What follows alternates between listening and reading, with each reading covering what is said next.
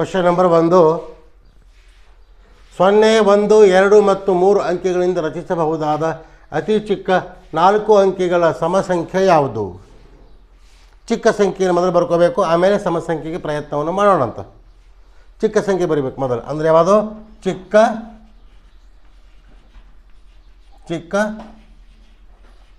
ಸಂಖ್ಯೆ. ಚಿಕ್ಕ ಸಂಖ್ಯೆ ಬರೀಬೇಕಾಗಿತ್ತು ಅಂದ್ರೆ ಅಂಕೆಗಳನ್ನು ಏರಿಕೆ ಕ್ರಮದಲ್ಲಿ ಬರೀಬೇಕು, ಇಳಿಕೆ ಕ್ರಮದಲ್ಲಿ ಬರೀಬೇಕು? ಹಾಂ, ಕನ್ಫ್ಯೂಸ್ ಆಗಕತ್ತೀಗೆ. ಏರಿಕೆ ಕ್ರಮದಲ್ಲಿ ಬರೆಯಬೇಕು. ಏರಿಕೆ ಕ್ರಮದಲ್ಲಿ ಬರೀಬೇಕು. 0 ಇದ್ದರೆ ಎಡದಿಂದ ಎಡನೆಯ ಸ್ಥಾನದಲ್ಲಿ ಬರೀಬೇಕು. 1 0 ಇದ್ದರೆ ಅಲ್ಲೇ ಬರೀಬೇಕು. 2 0ಗಳಿದ್ದರೆ ಆ 0 ಪಕ್ಕದಲ್ಲಿ ಮತ್ತೊಂದು 0ಯನ್ನು ಬರೀಬೇಕು. ಅದು ಏರಿಕೆ ಕ್ರಮದಲ್ಲಿ ಬರೀಬೇಕು. ಆಮೇಲೆ ಮೊದಲ ಸ್ಥಾನದು ಈ 0 ಇದ್ದಿದ್ದು ಎಡದಿಂದ ಎಡನೆಯ ಸ್ಥಾನ, ಅಂದರೆ ಇಲ್ಲಿ 0 ಬರೀಬೇಕು. 1 ಆಮೇಲೆ 2 ಆಮೇಲೆ 3. ಇದು ಚಿಕ್ಕ ಸಂಖ್ಯೆ ಆಯಿತು. ಅವರೇನು ಕೇಳ್ಯಾರ? ಚಿಕ್ಕ ಸಮಸಂಖ್ಯೆ ಯಾವುದು ಅಂತ ಕೇಳ್ಯಾರ. ಸಮಸಂಖ್ಯೆ ಯಾವುದು ಅಂದರೆ ಚಿಕ್ಕದಾಗಿರಬೇಕು ಮತ್ತು ಸಮಸಂಖ್ಯೆಯಾಗಿರಬೇಕು.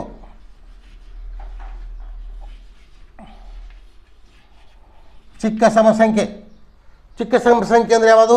ಈ 2ವನ್ನು ಈ ಕಡೆ ಜಂಪ್ ಮಾಡಿಬಿಡ್ರಿ. ಅಂದ್ರೆ 1 0 3 2 ಈ ಕಡೆ ಜಂಪ್ ಮಾಡಿದಾಗ ಕೊನೆಗೆ ಹೋಗ್ತದೆ, ಬಿಡಿ ಸ್ಥಾನದಲ್ಲಿ ಬರ್ತದೆ. ಹೀಗಾಗಿ ನಮ್ಮ ಆಪ್ಷನ್ಸ್ ಯಾವುದು? The right options 1 0 3 2. 1 0 3 2. The right options B. Right options ಯಾವುದಾಗ್ತದೆ? ಬಿ ಆಗ್ತದೆ.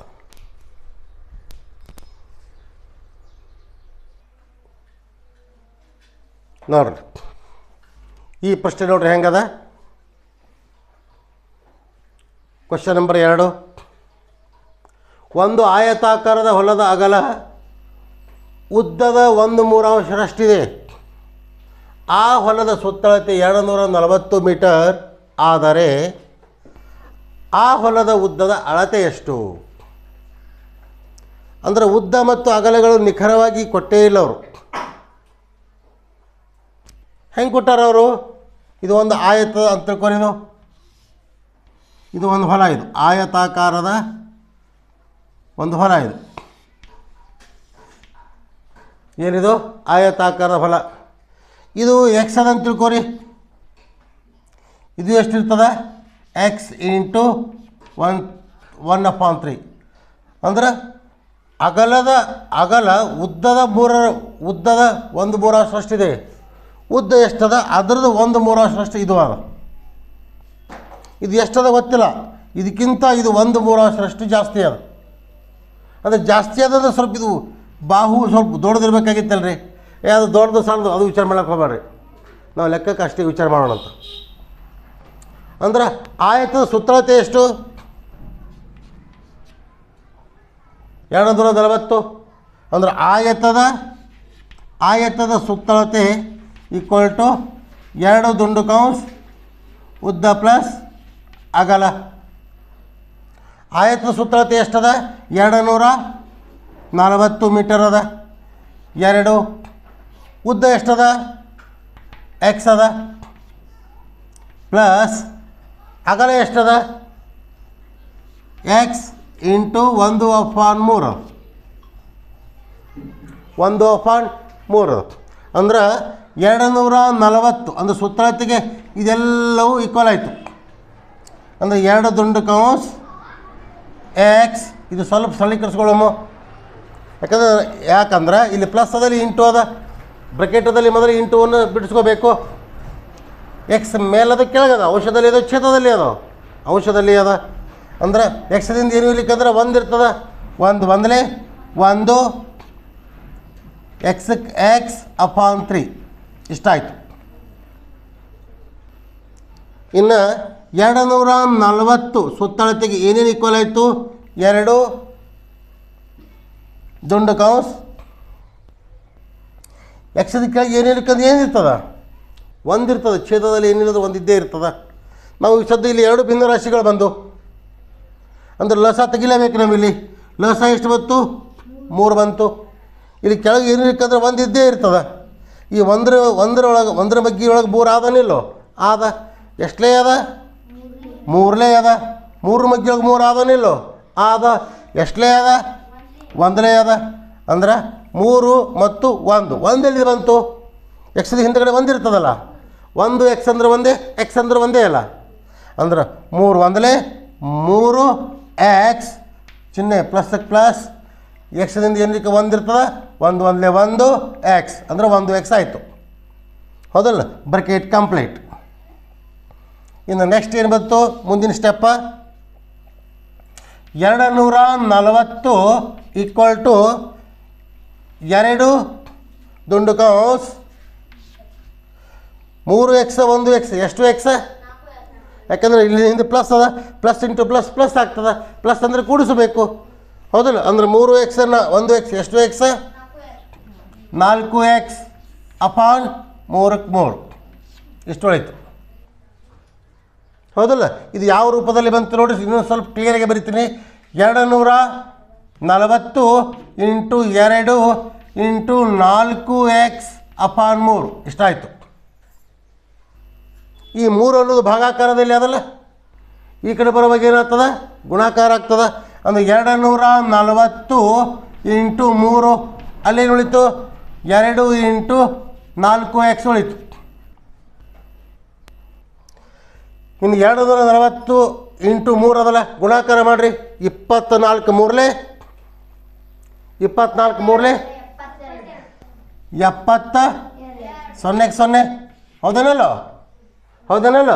S, very good. ಇಂಟು ಏನು ಉಳಿತಿಲ್ಲಿ? 2 ಇಂಟು 4 ಎಕ್ಸ್ ಅದ. ಇದು ಇಷ್ಟು ಬಿಡಿಸ್ಕೊಂಡೇ ಬಿಡೋಂಬಲ್ಲ. 2 4ಲೇ 8 ಎಕ್ಸ್ ಆಯಿತು. X equal to 720 upon 8. 8ರಿಂದ ಕಟ್ ಆಗ್ತದೆ, ಛೇದ ಹೋಗ್ತದೆ. 8 ಒಂದಲೇ 8 9ಲೇ 0ಕ್ಕೆ 0. Therefore X equal to 90 ಆಯಿತು. ಎಕ್ಸ್ ಅಂದರೆ ಏನಾಗಿದೆ ಇಲ್ಲಿ? ಎಕ್ಸ್ ಅಂದರೆ ಏನಾಗ್ಯದ? ಉದ್ದವಾಗ್ಯದ. ಆದ್ದರಿಂದ ಉದ್ದವೆಂದರೆ ಎಕ್ಸ್ ಆಯಿತು. ಎಕ್ಸಿನ ಬೆಲೆ ಎಷ್ಟಾಯಿತು? 90 ಮೀಟರ್ ಆಯಿತು. 90 ಮೀಟರ್ ಆಯಿತು. ಎಕ್ಸಿನ ಬೆಲೆ 90 ಮೀಟರ್ ಆಯಿತು. ಎಕ್ಸ್ ಅಂದರೆ ಉದ್ದ ಆಯಿತು. ಆದ್ದರಿಂದ ಉದ್ದ ಈಸ್ ಈಕ್ವಲ್ ಟು 90 ಮೀಟರ್ ಆಯಿತು. The right options C. The right options C. ಅರ್ಥ ಆಯಿತು? ಹಾಂ, ಏನಂದ್ರೆ ಯಾರು ಪ್ರಶ್ನೆ ಕೇಳೋರು ಇದ್ದೀರೇನು? Any doubt?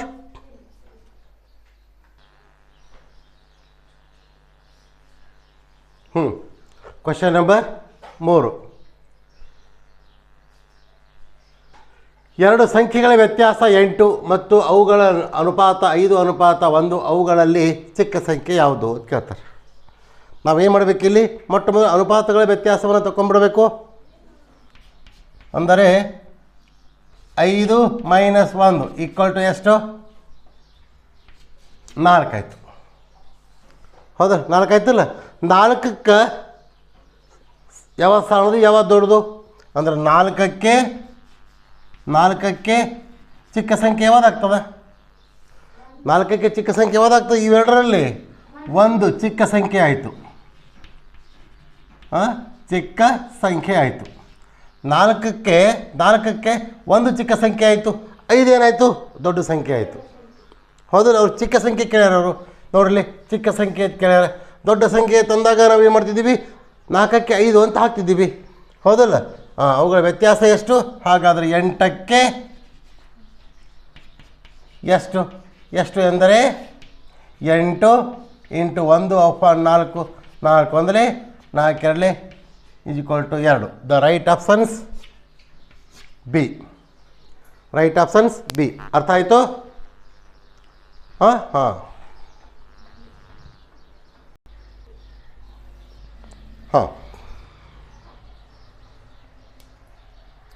ಈ ಪ್ರಶ್ನೆ ನೋಡ್ರಿ ಹೆಂಗದ. Question number 4. ತಂದೆ ಮತ್ತು ಮಗನ ಒಟ್ಟು ವಯಸ್ಸು 63 ವರ್ಷ. ವಯಸ್ಸಿನ ಅನುಪಾತ 5:2 ಇದೆ. 10 ವರ್ಷದ ನಂತರ ಮಗನ ವಯಸ್ಸು ಎಷ್ಟು ಅಂತ ಕೇಳ್ತಾರೆ.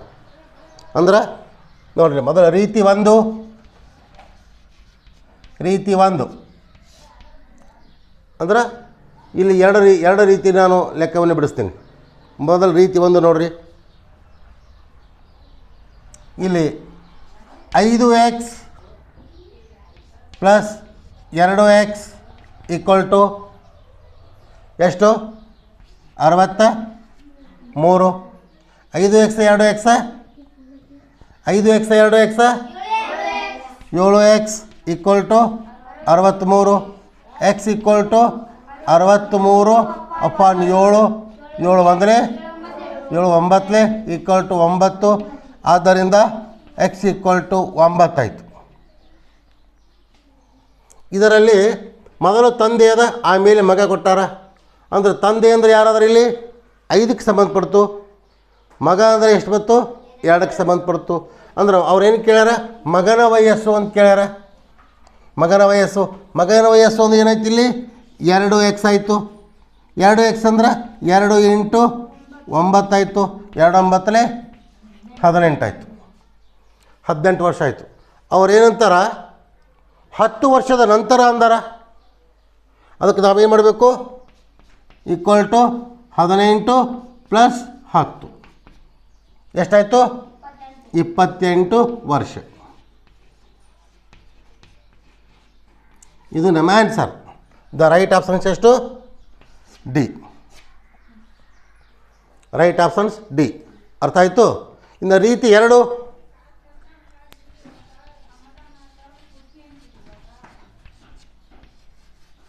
ರೀತಿ 2 ತಗೋರಿ. ರೀತಿ 2ರಲ್ಲಿ ಏನು ಹೇಳ್ತದ? 5:3 ಅಂತಾರೆ. ಅಂದ್ರೆ 5 ದೊಡ್ಡದದ, 2 ಸಣ್ಣದದ. ಅಂದ್ರೆ ಅನುಪಾತಗಳ ವ್ಯತ್ಯಾಸ ಎಷ್ಟಾಯಿತು? 5 ಮೈನಸ್ 2 ಈಕ್ವಲ್ ಟು 3 ಆಯಿತು. 5 ಎಷ್ಟಲೇ 3? 5 3 15 ಮೈನಸ್ 2 ಎಷ್ಟಲೇ 3? 2 3 6 ಎಷ್ಟಾಯಿತು? 9 ಆಯಿತು. ಹೌದಲ್ಲ? ಎಕ್ಸ್ ಬೆಲೆ ಡೈರೆಕ್ಟ್ಲಿ ಬಂತು. ಇಲ್ಲಿ ನೋಡಿ, ಇಲ್ಲಿ ಎಕ್ಸ್ ಬೆಲೆ ಬಂದದಲ್ಲ ಈ ರೀತಿ ಒಂದರಲ್ಲಿ. ಇಲ್ಲಿ ಎಕ್ಸ್ ಬೆಲೆ ಡೈರೆಕ್ಟಿಗೆ 9 ಬಂತು. ಹೌದಾ? ಈ 9 ಎದಕ್ಕೆ ಸಂಬಂಧಪಡ್ತದ? ಕಾಮನ್ಲಿ ಬಂತದು. ಹೌದು? ಅವ್ರೇನು ಕೇಳ್ಯಾರ? ಮಗನ ವಯಸ್ಸು ಅಂತ ಕೇಳ್ಯಾರ. ಮಗನ ವಯಸ್ಸು ಅಂದರೆ ಏನು? 2. ಹೌದಲ್ಲ? ಆದ್ದರಿಂದ ಮಗನ ವಯಸ್ಸು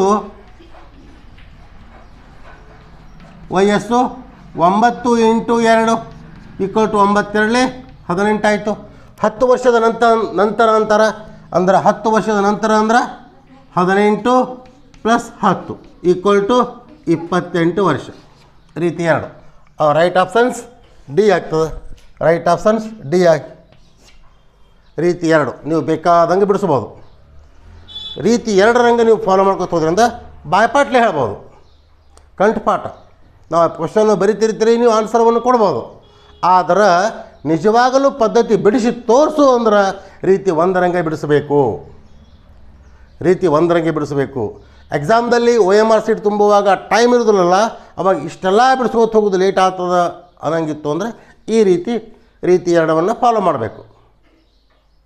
ನಿಮಗೆ ಯಾವುದು ಈಸಿ ಅನ್ನಿಸ್ತದ ಆ ಥರನಾಗಿ ಕಂಟಿನ್ಯೂ ಮಾಡಿರಿ.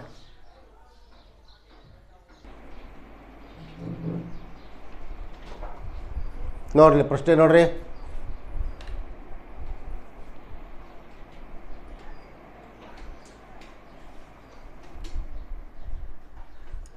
Question number 5.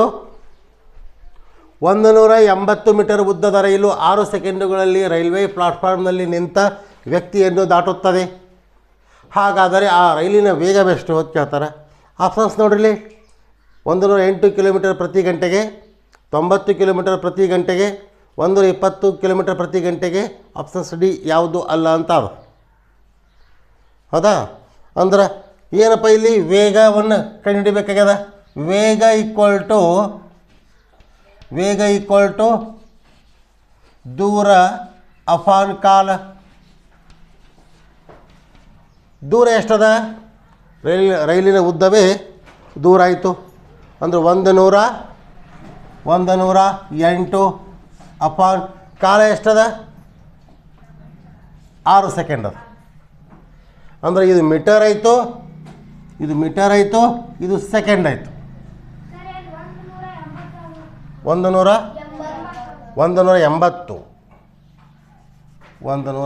ಮಾಡೋಣ. 180. ಹೌದಾ? ಅಂದರೆ ಇದು ಯಾವುದರಲ್ಲಿ ಅದಿದು ಮೀಟರ್ ಪರ್ ಸೆಕೆಂಡದಲ್ಲಿ ಅದ, ಮೀಟರ್ ಪರ್ ಸೆಕೆಂಡದಲ್ಲಿ ಆಯ್ತು ಇದು. ಹೌದಲ್ಲ? ಪ್ರಶ್ನೆ ಆಪ್ಷನ್ಸ